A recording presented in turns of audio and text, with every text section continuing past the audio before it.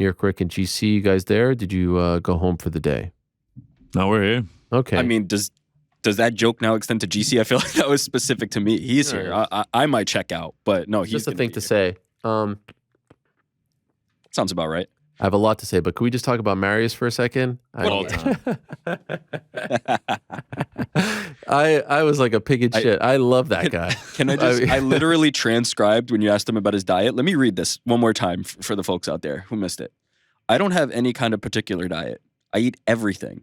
I can eat 30 bars of chocolate, drink 2 cartons of milk, then eat 5 pounds of ice cream in bed. I eat whatever I want, whenever I want, and I always have these beautiful muscles on my body. God.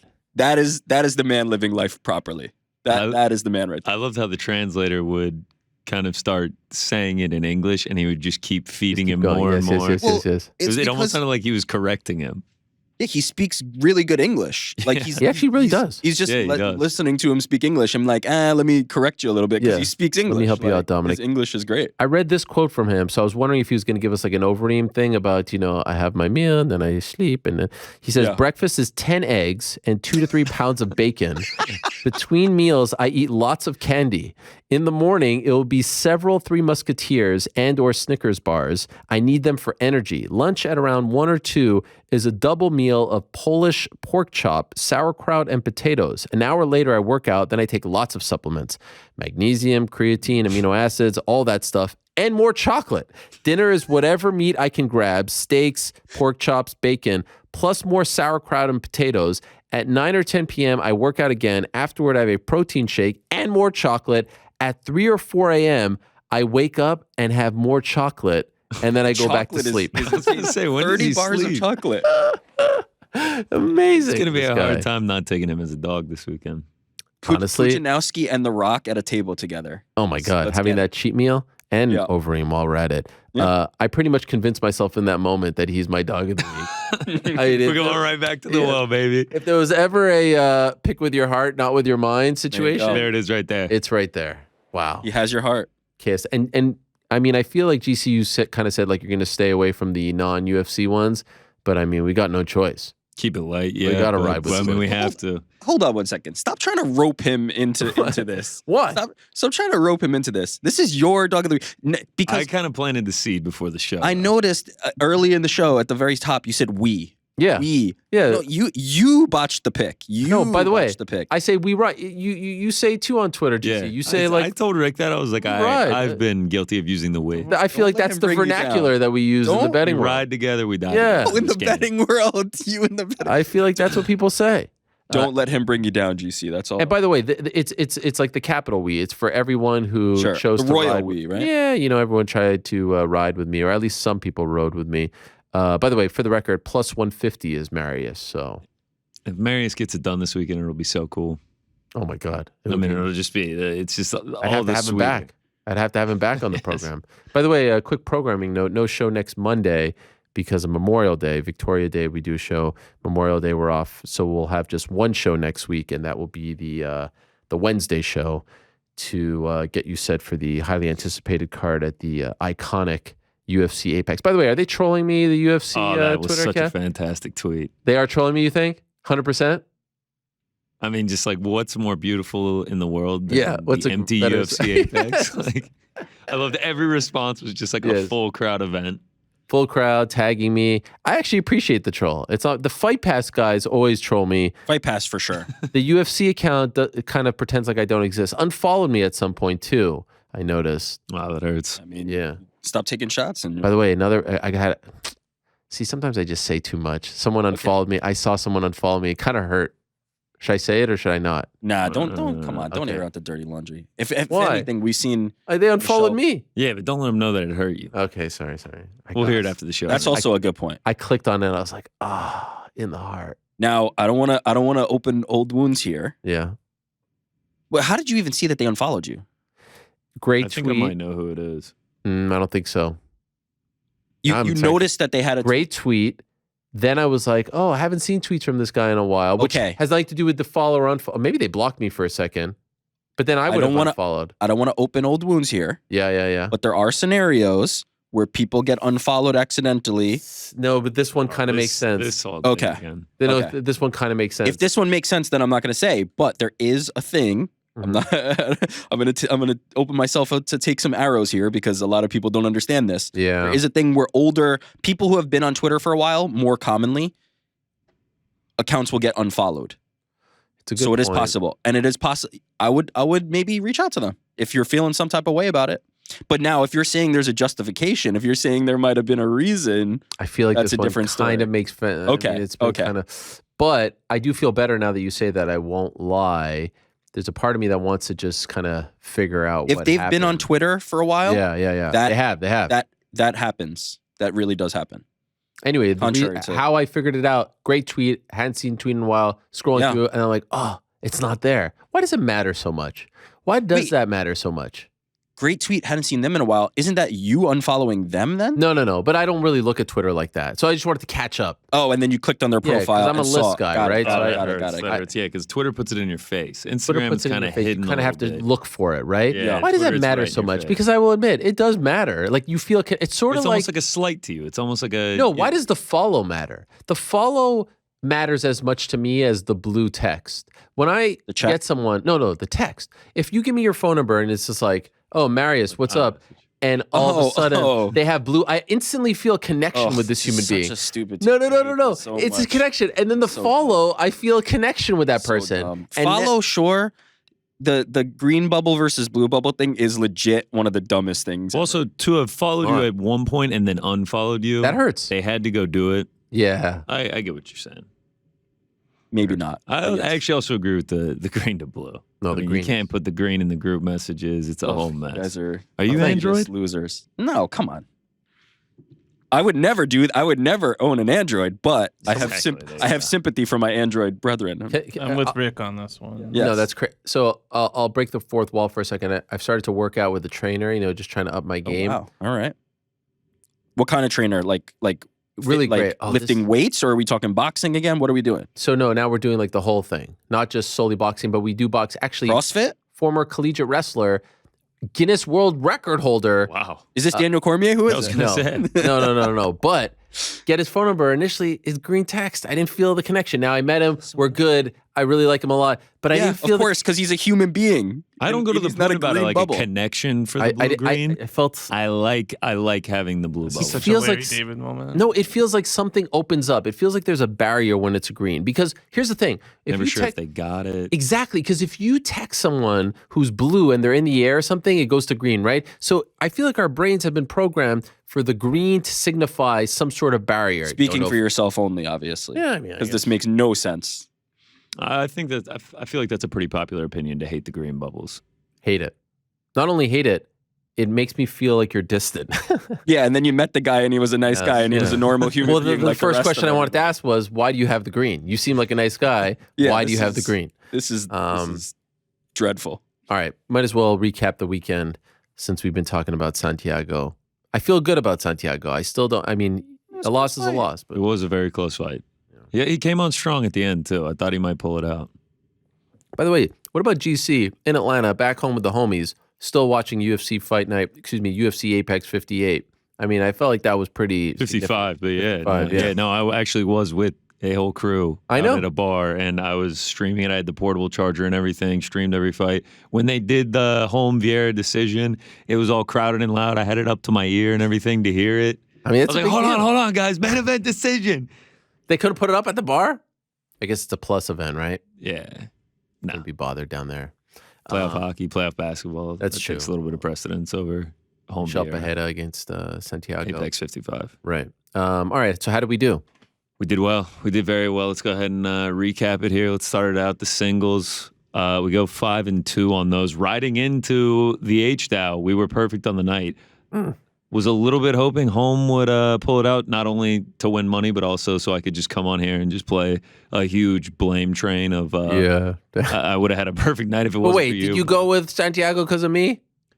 Yeah, do you not remember the moment on the show? Like we all decided Yeah, I together? guess. But I mean, I thought that was for the show. Like you wouldn't have done it had it not been for me? No.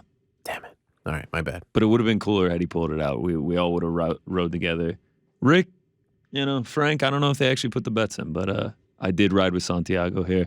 Go to the parlays. We go 3-0 on the parlays. We hit like a little mini air fryer, plus 310. I called it the prop fryer.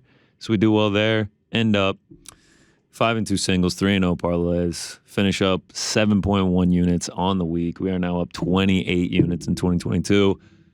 And we hit the 40 unit mark overall. So, pretty satisfactory week here heading into the UFC break. Plus 40.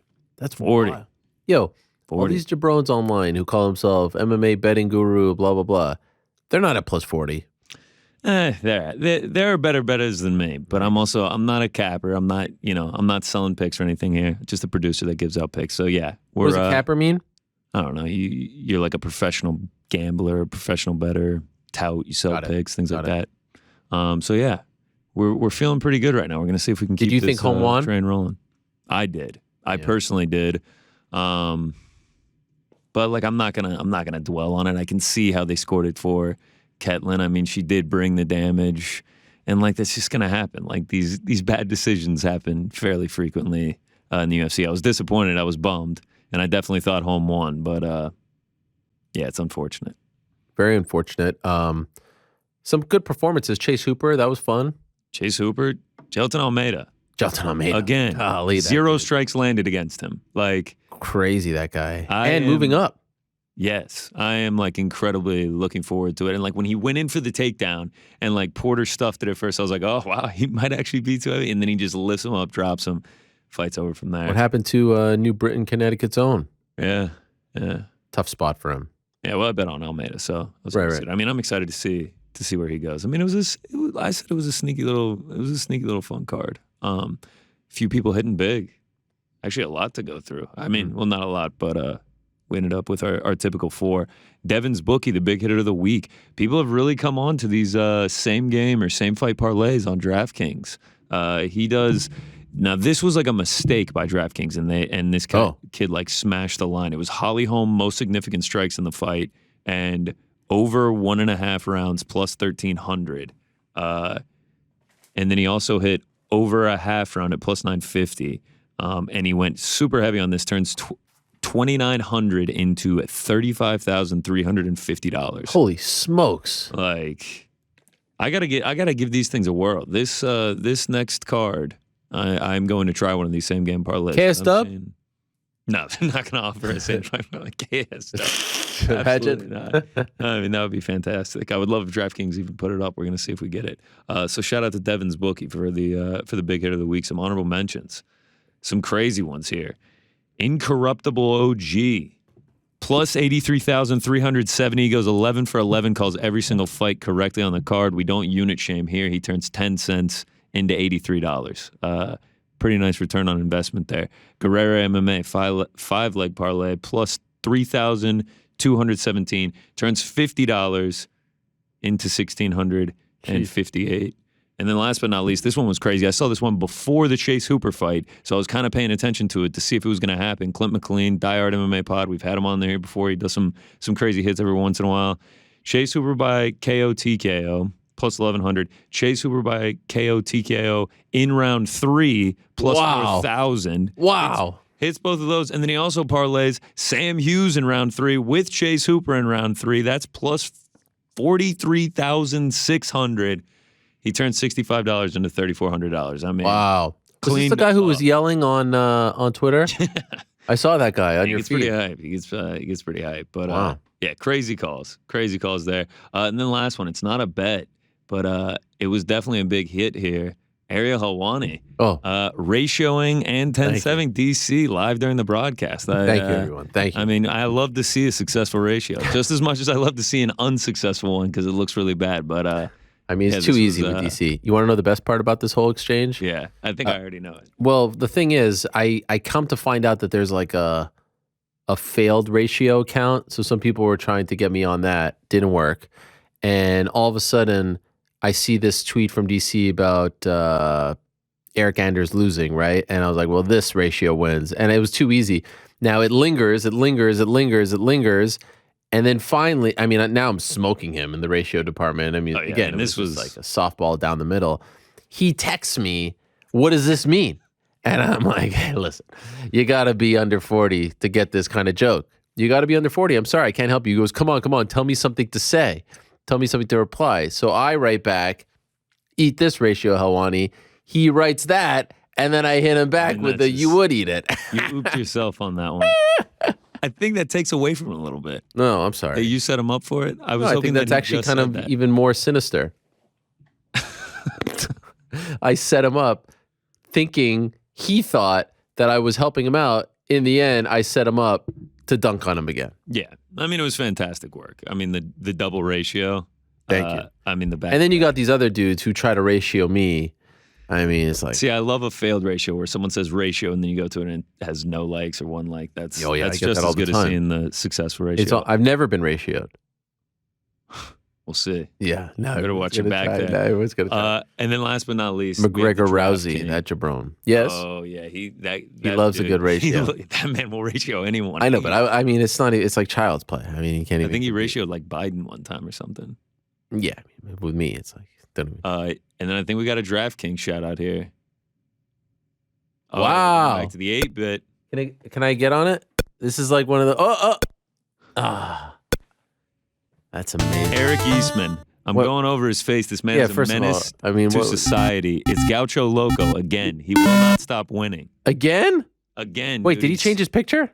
He found me on Twitter one week when I didn't put up the God. contest enough, and he was like, "I'm coming for the crown." So now I have a real picture of him, and he swept all 3 competitions again. That's the second time he's done that in the last month. So what's he now? 3? Yeah, he's won. He's gotten a shout out like 3 or 4 times. This guy is a minute. I feel like we need like a leaderboard now. Yeah, there is a leaderboard. How many wins? He's like number 1 on it. Oh, yeah. In terms of wins, like cumulative points. Standings, like how many times they've been the big hitter, that type of thing. You know. Yeah, I'd have to look it up. Of course, Mike Ryan of the Levitard Show fame gets a nod, right? He's won a couple times.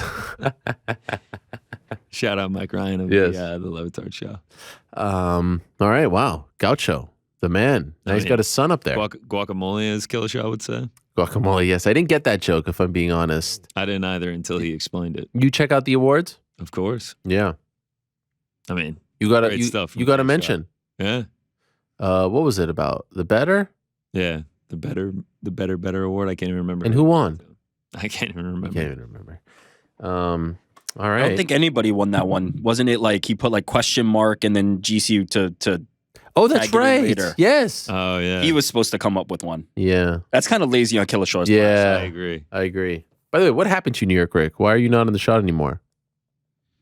That was GC's talk. Oh, okay. No, it was like, I thought maybe you left or something. See, that doesn't even make sense. I'm on the mic. I don't know. I mean, this bit is. I have real separation anxiety. Rick's getting tired of all the Helwani bits here. Sorry.